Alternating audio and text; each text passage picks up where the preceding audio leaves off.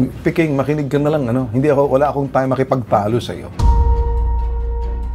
Tinulungan na kita, tagapagpaliwanag ako, hindi mo ako tagapagtanggol. Bakit? Yung iyong lupa ay gobyerno yan. Ngayon, na-award yan Agrarian Reform Beneficiary. Hindi pwede makialam yung Agrarian Reform or DAR kasi meron kayong pag-uusap. Hinayaan kayo ng mag-usap, Sumipro at saka Best Liberty. Sa naman kadahilanan, hindi kayo pumayag ang offer, bibigay sa inyo yung 10 hectares. May katigasan din sigurong ulo ninyo. Dito nga lang sa compromise agreement tumalikod kayo. Grupo mo lang ata ay nandito, kaya ayaw mo talaga. Gusto ninyo makuha ang buong buo.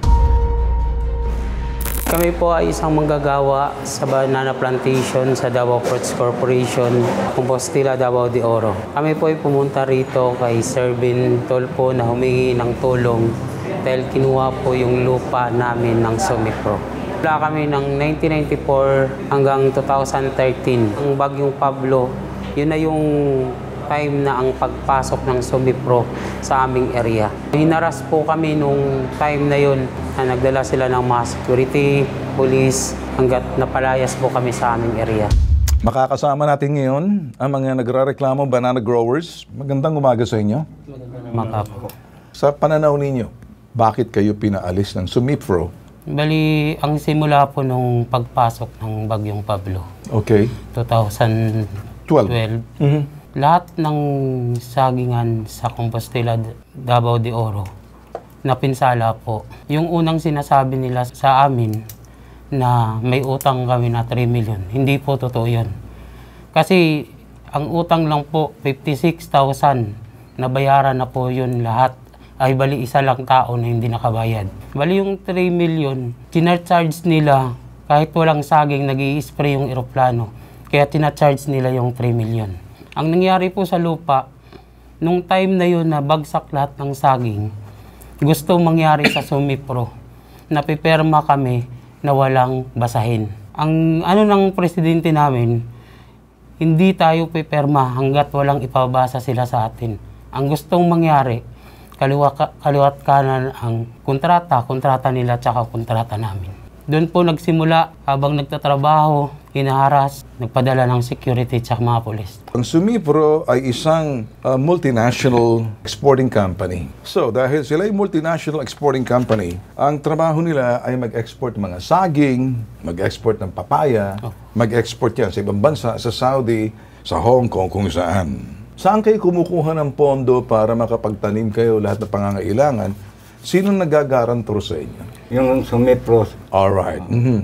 So, ang lupain ay sa inyo, pero yung sinasabing pag nakuha, pag maganda naman ang mga saging, kinukuha, binibili, di ba? Binabayaran kayo, tapos ini-export nila. Yes po. Pag ang inyong saging ay hindi pumasa doon sa sinasabing quality assurance, hindi pwedeng i-export, wala kayong kikitain, wala silang kikitain, tama? Yes. Ang problema, pag wala silang kikitain, yung pondong ginamit ninyo, kasi silang financier ninyo, lugi rin sila. Magkakautang sila sa bangko, tama? Yes, yes. At yung utang na rin, mananatili kay Sumipro na ginamit ninyo, sila yung garantor. Linawin muna natin. Kasi ikaw, ang sinasabi mo, Gerson, utang agad eh. Bago tayo pupunta sa utang, umpisahan muna natin dito. Yes po. Ganun ang usapan sa inyo. Okay? Ako'y tagapagtanggol nyo kung kinakailangan. Dito, nagbibigay linaw ako. Nagkaroon ng peste ngayon ang inyong mga saging doon. Hindi kayo pwede magtanim kasi ang gusto nila mangyari, i-rehabilitate. Nagpapaalam sa inyo, ayusin nyo yan. Kapag hindi nyo inayos yan, wag muna kayo magtanim, kakalat yung mga peste. Tama? At maapektuhan yung mga karatig lupain na mga saging din. Kaya kung maaari, ano bang ibig sabihin ng rehabilitation pag napeste? Hindi ba? Kinocure nyo muna, inaayos nyo muna ang lupa. Anong ginagawa nyo? Nilalagyan nyo ng pesticide. Tama? Opo. Kasi hanggat makikita sa bunga ng saging yan. Tama? Ano yung mga makikitang senyales sa dilaw na saging, Cavendish, banana? Ano makikita mo? Yung parang yung mga tuldok-tuldok. Hindi ba? Pag may tuldok-tuldok na, hindi pasado yun. Natuturing parang peste yun. Parang mangga. Ang mangga, pag hindi dilaw, at may mga tuldok-tuldok, yung mga, hindi ba? Hindi ano yun. Pag ang tawag doon, pag in-export mo, hindi papayagan. Kasi magdadala ka roon ng bagay, maapektuhan. Kaya nga may sinasabing agricultural checkpoint. Nung bang sinabi na i-rehabilitate nyo muna, ayusin nyo muna ang lupain, anong nangyari? Ginawa namin yan, sir. Okay. Ginawa namin. Ang sabi ng Sumipro, gawin namin, ilinisin lang lahat ng lupa dahil may assistant na sila nga na ibigay sa amin. Okay. Ngayon, Linisin ang lupa? Oo. Paano linisin ang lupa? Bali, yung mga kalat doon sa Okay. pinachop namin yung mga saging na Okay. dahil ang sabi nila, magbigay sila ng assistant sa amin. Ngayon, tapos nang linisin ang lahat, punta kami sa kanila. Okay. Dahil may mga tao din kaming sir. Inupahan kayo ng Sumitpro, umupa kayo ng ibang tao. Hindi, sir. Nagpatrabaho kayo ng ibang tao. Oh, bali. Kami ang nag-manage sa lupa, sir. Buyer lang sila. Sumipro sa aming... Hindi nyo naintindihan. In-outsource kayo ng Sumitpro, kayo ang may pananagutan para doon sa mga saging. Ang mahalaga rito yung mga saging ninyo. Kasi kapag hindi na-export ang saging nyo, pareho kayo lugi eh. Huwag na kayo magsisihan. Naka-export ba kayo ng saging doon o wala? Export, sir. Anong na-export ninyo? Hindi naman po pwedeng export yung mga medyo may infestation. Pero paano nangyari yun? Pero nung nakuha na yun, patingin nga ako ng saging. Ito yung sagingan ninyo. Patingin muna ako ng saging yan. So, alin dyan sa mga saging na sinasabi nyo? Yan. Yan ba'y bago na yan o nakaraan pa yan? Ngayon lang kahapon pinituran dyan. Kahapon pa lang. Opo. Sino ngayon ang nangangasiwa? Sa inyo pa ba yan? Hindi na. Hindi na po. Hindi na. Kasi noong 2000, bakit binawi ng Sumipro yung inyong mga saging? Una, hindi kayo nakapagtanim. Base doon sa sinasabi na rehabilitate muna, ayusin muna sa kabila ng mga paalaala sa inyo. Etong sinasabi nila, dahil napinsala ng bagyo, Pablo, naging infectious yung mga tanim, pinotakte na mga peste. Tama? 2012? Sinabihan kayo ng Sumifro na ang mga manggagawa, kayo mga puksain agad yung mga peste upang hindi mahawa ang ibang pananim. Pinuksan niyo ba yun? May mga eksperto pang dumating kasi lupa niya yun eh. Kabisado niya yun. Pero ito pong sinasabi nila sa kabila ng warning sa inyo, paalaala, hindi raw ata nangyari ito. Kaya nung hindi nangyari ito, ang nangyari na para napabayaan kasi infectious na, tinake over na nila dahil may mga utang din pa kayo. Sa linya ng telepono si Mayor Levy Ibdao. Magandang umaga, Mayor Ibdao. Good morning po. Good morning. Mayor, alam ko, tinulungan mo ata itong mga magsasaka na to ng plantation. Ito sila yung sa banana growers. Binigyan mo ng pamasahe. Nandito sa amin. Pinasa namin, Mayor, yung mga papeles na dala-dala nila nung Biyernes. Ano? Opo, sir. Ay dokumentado lahat ang sinasabi ng Sumifro. After ng bagyo ng 2012, nagkaroon ng infestation. Ayaw nilang patanimin muna. Bagkos, ayan, to rehabilitate. So, nakikita to. Binabasa ko ngayon dito, blatantly refused to participate and enter into the rehabilitation program offered by the company despite series of negotiation dito po sa grupo nila. Because of this, unrehabilitated farm consisting of 25,218 so hectares has now become a source of inoculums of pest diseases that affects the operation nearby plantation. Thus, the companies decided to terminate yung FMC and take over the position of the farm to prevent the spread of pests and diseases affected 30 days of the receipts ng demand. So, pinababakate sila. In view of the termination of FMC, binabasa ko lang yung dating sulat po. Outstanding account of the company in the total amount of 3 million. Yung 3,220,318 as reflected in the statement for the period of October 5, 2013. Ito yung naging nangyari, Mayor, na parang pinaalis sila.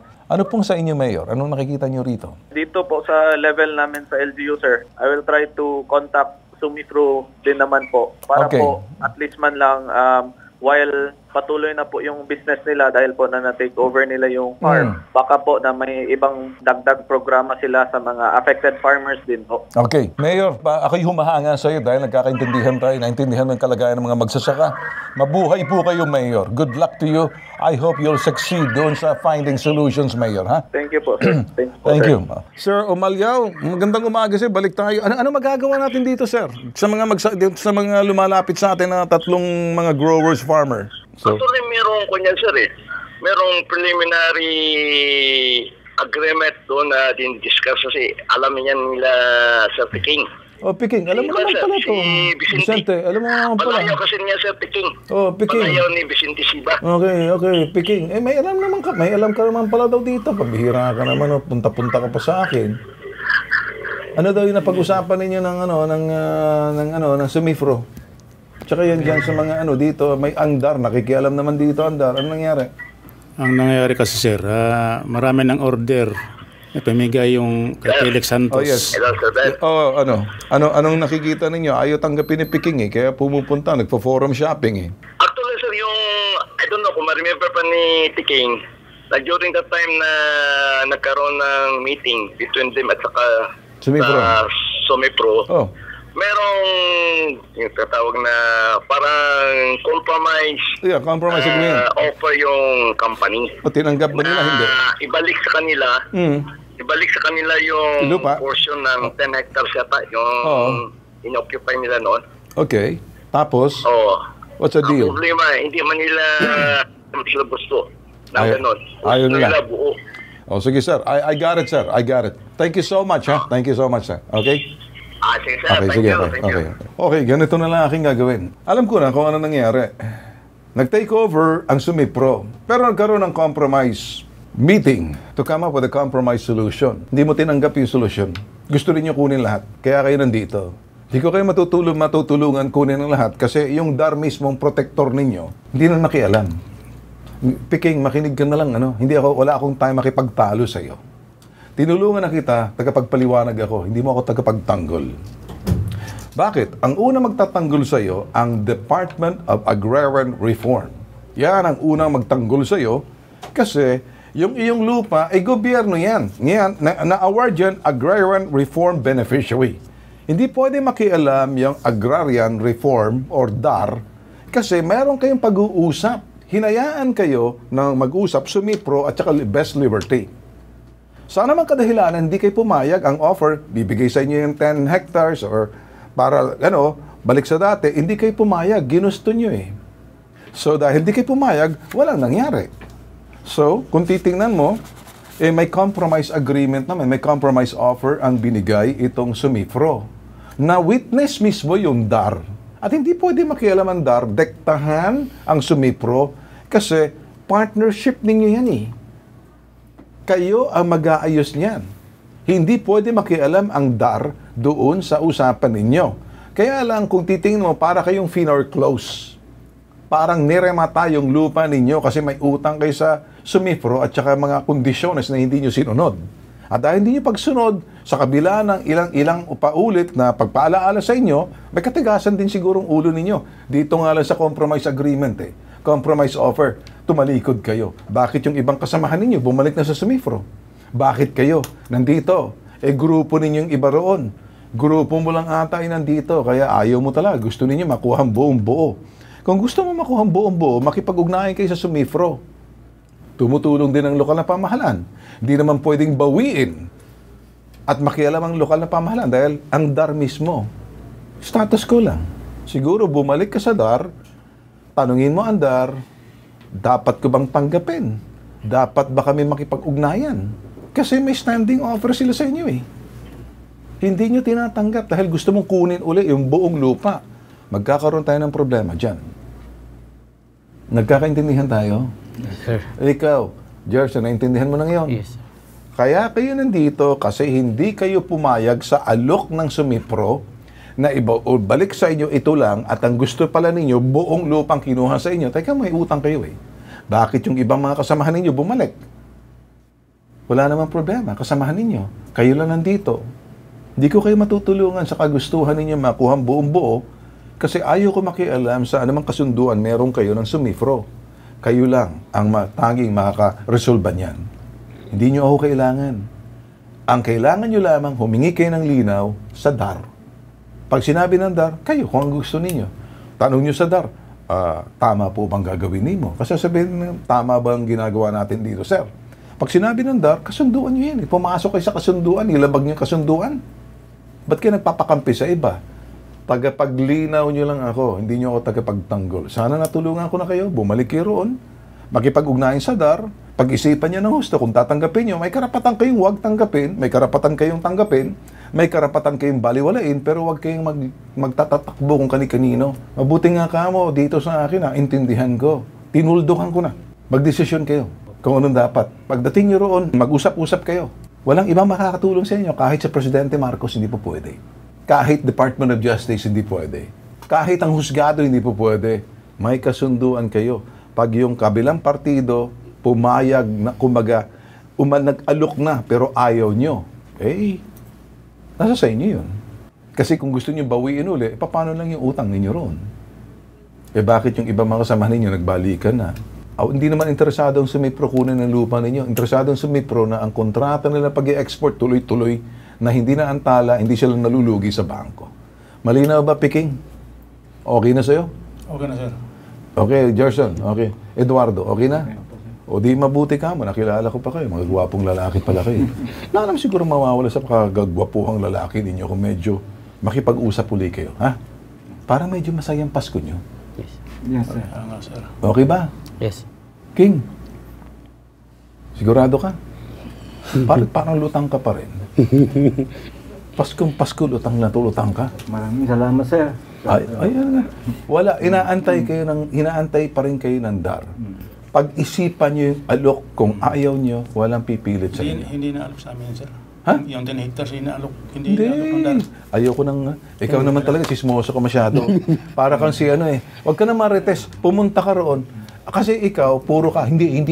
Wala ka namang pinapanigan sarili mo lang pinakikinggan mo. Bumalik ka roon. Hindi ako makikialam kahit nasabihin mo hindi. Hindi pa rin ako makikialam, pinababalik na kita. Tama na ang bakasyon nyo sa Manila. Balik na kayo sa Cagayan, sa Davao de Oro at ayusin nyo na lang, ha? Kasi kung hindi, Davao de Oro, baka Davao Tanso na pupuntahan ninyo sa susunod. Biro lang. Okay? Okay, sir. Okay. Ito po, nag-iisang pambansang sumbungan. Higit sa sumbungan, investigahan. Anumang reklamo, binibigyan aksyon, solusyon. Dahil nag-iisang pambansang sumbungan, may tatak, kakaiba, tulong at serbisyo. Tatak Bitag, Tatak Ben Tulfo. Ito po, tatak, #Ipabitag mo.